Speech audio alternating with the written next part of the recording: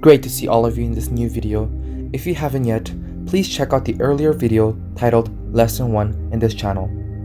Since it's the first official tutorial from the Japan chapter, we'll begin by discussing the origin of the universe, the Big Bang. So as Jimu said, in today's video we will focus on the origin of the universe. Physicists from ancient times also asked the questions: what happened in the beginning? How did the universe come into existence? And how are all the things we can see now created?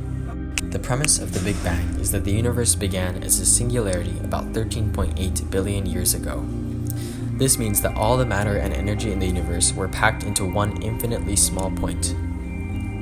Following this, the fabric of the universe expanded at an incredible rate. Initially above the speed of light, and somewhat reduced temperatures allowed for various subatomic particles to form.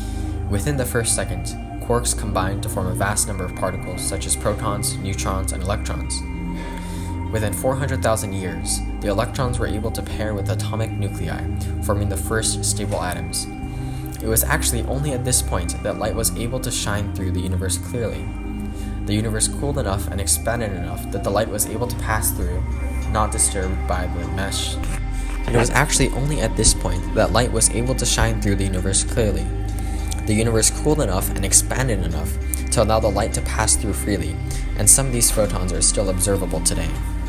These photons are observable, but they were significantly disrupted by the super-dense mush of subatomic particles they were in before they were released as the universe formed atoms. They are now the phenomenon called cosmic background radiation, or cosmic microwave background. So what exactly is the cosmic microwave background, which is often abbreviated as CMB? It is defined as the leftover radiation from the Big Bang, and these different colors of dots represent various magnitudes of heat that were left over from the beginning of the universe. The radiation is in fact invisible to our naked eyes and is only visible through microwave spectrum. The radiation is called cosmic background radiation because the peak of its black body radiation covers the microwave part of the spectrum. It was only after 380,000 years the universe cooled down enough for hydrogen atoms to form. Through these hot hydrogen atoms, there are particles of light traveling from each point in the universe. Now, our universe expanded further from the beginning, and we receive photons that were emitted as far as 13 billion light years before. We should be able to observe uniform waves from every direction around us. Although the waves were microwaves when they were first emitted, those waves got redshifted, meaning the frequency got lower. Point source is moving away from the direction of the photon. Why do I say moving away? Because the universe is expanding at a speed greater than the speed of light, even now. And this phenomenon is called cosmological redshift. Simply, it means that the wavelength of the photons get stretched as the universe expands.